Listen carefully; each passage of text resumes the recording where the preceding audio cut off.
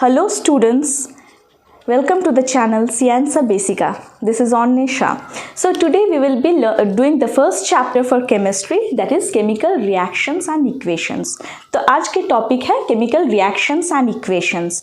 हम पहले देखेंगे कि chemical changes किसको हम कहते हैं और physical changes. The basic thing is that. So physical changes are the changes in which new products are not formed. Suppose let us take the example of ice. So ice gets converted into water. यानी कि बर्फ जो water में convert हो रहा है तो ये एक फिजिकल चेंज है, यानी कि हम फिर से उसे दोबारा बर्फ में कन्वर्ट कर सकते हैं. तो ये है फिजिकल चेंज. नाउ देखते हैं कि केमिकल चेंजेस हम किसको कहते हैं. कुछ चेंजेस ऐसे होते हैं जिसको हम रिवर्स बैक नहीं कर सकते, यानी कि जो प्रोडक्ट्स फॉर्म हुआ है वो रिएक्टेंट से काफ़ी डिफरेंट होते हैं. तो देखते हैं कि एग्जांपल्स, जैसे कि पचन होना, यानी कि डाइजेशन अगर होते हैं फूड का तो हम उसे रिवर्स बैक नहीं कर सकते. तो अगर ये चेंज अगर इस तरह का होगा तो वो होगा केमिकल चेंजेस. अब केमिकल चेंजेस से आज हम आते हैं केमिकल रिएक्शंस एंड इक्वेशंस. सो जब कोई नया चीज़ें तैयार होते हैं, यानी कि न्यू सब्सटेंसेस जब तैयार होते हैं तो हम कहते हैं कि वो एक केमिकल चेंजेस है और एक केमिकल इक्वेशन. हम देखते हैं कि केमिकल रिएक्शंस कैसे होते हैं. यानी कि सोचो कि अगर हमारे पास ऑक्सीजन है और हाइड्रोजन है, वो रिएक्ट करके तैयार होते हैं वाटर. ओके, तो यहाँ ऑक्सीजन एक गैसियस सब्सटेंस है और हाइड्रोजन भी एक गैसियस सब्सटेंस है. रिएक्ट करके तैयार होते हैं वाटर. वो एक लिक्विड है और काफ़ी ऑक्सीजन और हाइड्रोजन के प्रॉपर्टीज से डिफरेंट होते हैं.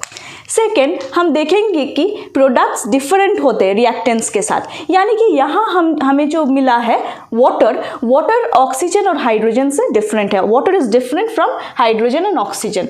अब देखिए यहाँ पर जो एटम्स है, एटम्स का रीअरेंजमेंट हुआ है. That is, oxygen and hydrogen atoms have been rearranged to form a water molecule.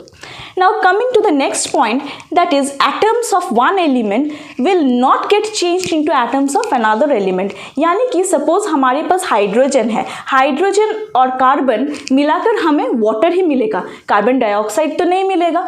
यानी कि हाइड्रोजन कार्बन डाइऑक्साइड या फिर कार्बन में कन्वर्ट नहीं होगा, यानी कि हमें एटम्स जिस एलिमेंट के एटम्स हैं उसी एलिमेंट्स के एटम्स रहेगा. ओके, तो फिर से हम देखते हैं क्या क्या मिला है. दैट इज न्यू सब्सटेंसेस तैयार होते हैं केमिकल रिएक्शन में. फिर हम देखते हैं कि रीअरेंजमेंट ऑफ एटम्स होते हैं. फिर नया प्रोडक्ट्स तैयार होते हैं, यानी कि रिएक्टेंट्स जो रिएक्ट होते हैं, रिएक्ट करके एक नया सा प्रोडक्ट तैयार होते हैं. हाँ, सो ये है 4 पॉइंट्स जो हम देखेंगे कि अगर कोई केमिकल रिएक्शंस हो रहे हैं तो केमिकल रिएक्शंस में इस चारों डिफरेंट थिंग्स हमें मिलता है. Let us now see what is basically a chemical reaction, यानी कि केमिकल रिएक्शन हम किससे कहेंगे. अब देखिए, जब वाटर जब तैयार होते हैं, यानी कि हम हाइड्रोजन और ऑक्सीजन को रिएक्ट करके हम वाटर तैयार करते हैं. So we have hydrogen plus oxygen which reacts to form water. तो ये हो गया एक वर्ड इक्वेशन. यहाँ पर हम वर्ड्स यूज़ करते हैं, इसीलिए हम इसे कहते हैं वर्ड इक्वेशन.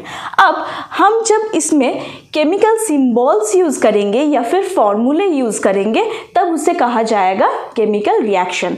यानी कि अगर हाइड्रोजन को हम लिखेंगे H2, ऑक्सीजन को O2, रिएक्ट करके तैयार होते हैं वाटर विच इज़ H2O, तो इससे कहा जाएगा एक केमिकल रिएक्शन. चलिए हम लेते हैं और एक एग्जाम्पल. सपोज हमारे पास है मैग्नीशियम, उसके साथ रिएक्ट करते हैं ऑक्सीजन, रिएक्ट करके मिलता है हमें magnesium oxide, that is MgO. So Mg plus O2 reacts to form MgO. तो ये हो गया फिर से एक केमिकल रिएक्शन. यहाँ पर मैग्नीशियम हम रिबन के फॉर्म में लेंगे, उससे हम बर्न करेंगे ऑक्सीजन की प्रेजेंस में, यानी कि एयर की प्रेजेंस में, और हमें मिलेगा एक वाइट पाउडर, वो होगा एक मैग्नीशियम ऑक्साइड. तो ये हम जब लिखे हैं सिंबल्स के फॉर्म में और फॉर्मूले के फॉर्म में, तो उससे हम कहेंगे केमिकल रिएक्शन. केमिकल रिएक्शन हो रहे हैं या नहीं, ये हम कैसे पहचानेंगे? इसके लिए 5 थिंग्स हम देखेंगे, 5 थिंग्स। फर्स्ट होगा evolution of gas, second formation of precipitate, third change of colour, fourth change of temperature and change of state. अब फर्स्ट में हम आते हैं कि इवोल्यूशन ऑफ गैस। गैस जब इवोल्यूशन होता है तब हम पहचानेंगे कि वहाँ ज़रूर कोई केमिकल रिएक्शन हुआ है। जैसे कि अगर हम लोग जिंक लेते हैं, जिंक को रिएक्ट करवाते हैं हम H2SO4 यानी कि सल्फ्यूरिक एसिड के साथ, तो हमें प्रोडक्ट में मिलता है ZnSO4 और H2 गैस। हम ये एरो, अपवर्ड एरो इंडिकेट करते हैं इवोल्यूशन ऑफ गैस। तो अगर गैस की इवोल्यूशन होते हैं तो हम पहचानेंगे कि यहाँ एक केमिकल रिएक्शन हुआ है। अब सेकंड में हम आते हैं कि फॉर्मेशन ऑफ प्रेसिपिटेट। अगर प्रेसिपिटेट फॉर्म होता है तो भी उससे हम पहचानते हैं कि ये यहाँ एक केमिकल रिएक्शन हुआ है। सपोज हम लेते हैं यहाँ lead nitrate PbNO3 hold wise और इसे हम रिएक्ट करवाते हैं पोटेशियम आयोडाइड के साथ, तो हमें क्या मिलेंगे? पोटेशियम नाइट्रेट और लेड आयोडाइड। तो पोटेशियम नाइट्रेट KNO3, सो लेड नाइट्रेट को अगर हम रिएक्ट करवाते हैं पोटेशियम आयोडाइड के साथ, यहाँ डिस्प्लेसमेंट रिएक्शन होते हैं। हम बाद में देखेंगे कि डिस्प्लेसमेंट रिएक्शन हम किससे कहते हैं। कि यहाँ पोटेशियम नाइट्रेट होता है और यहाँ लेड आयोडाइड फॉर्म होता है। ये जो लेड आयोडाइड है ये होता है एक प्रेसिपिटेट। ओके, तो अगर कोई प्रेसिपिटेट फॉर्म होता है तो भी हम कह सकते हैं कि यहाँ पर एक केमिकल रिएक्शन हुआ है।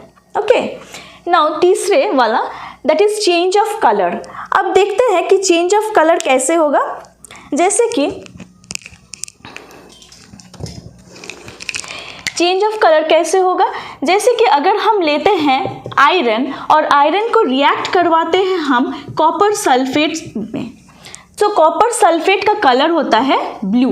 ओके, रिएक्ट करने के बाद हमें क्या मिलेगा? ये फेरस सल्फेट हो जाएगा। ओके, FeSO4, ओके, और हो जाएगा कॉपर। अब जो फेरस सल्फेट है, फेरस सल्फेट का कलर है ग्रीन। तो यहाँ कलर चेंज हुआ है। कलर चेंज होने के साथ साथ एक केमिकल रिएक्शन भी हो गया है। So if there is some kind of colour change in the, that is we can identify that some kind of chemical reaction has taken place. The fourth one, if there is change of temperature. So let us take into consideration we have calcium oxide. Okay, if calcium oxide is made to react with water, there is a vigorous reaction and calcium hydroxide is formed. Okay, यानी कि यहाँ calcium oxide के साथ अगर हम water को react करवाते हैं तो हमें मिलता है यहाँ कैल्शियम हाइड्रोक्साइड। पर ये एक तरह की रिएक्शन है जो हमें बाद में पता चलेगा कि एक्सोथर्मिक रिएक्शन क्या होते हैं। तो ये एक एक्सोथर्मिक रिएक्शन हुआ है, यानी कि टेम्परेचर की चेंज हुआ है। ओके, और फिफ्थ वाला यानी कि चेंज ऑफ स्टेट। अब स्टेट कैसे चेंज होगा? जैसे सपोज हम लोग यहाँ लेते हैं अमोनिया। ओके, सो अमोनिया गैसियस फॉर्म में मिलता है। ओके, और हम अगर इसे रिएक्ट करवाते हैं हाइड्रोक्लोरिक एसिड के साथ, ओके, ये गैस फॉर्म में हो सकता है या फिर लिक्विड, दोनों में ये रिएक्ट करेगा अमोनिया गैस के साथ और फॉर्मेशन होगा अमोनियम क्लोराइड। ओके, सो ये अमोनियम क्लोराइड जो फॉर्मेशन हुआ है वो लिक्विड। सो देखिए यहाँ पर गैस के साथ गैस रिएक्ट करके लिक्विड फॉर्मेशन हुआ है। सो ये भी चेंज ऑफ स्टेट है। सो ये पांचों पॉइंट्स हमें याद रखेंगे और पता चलेगा कि केमिकल रिएक्शन हुआ है। So students, so this is all for today.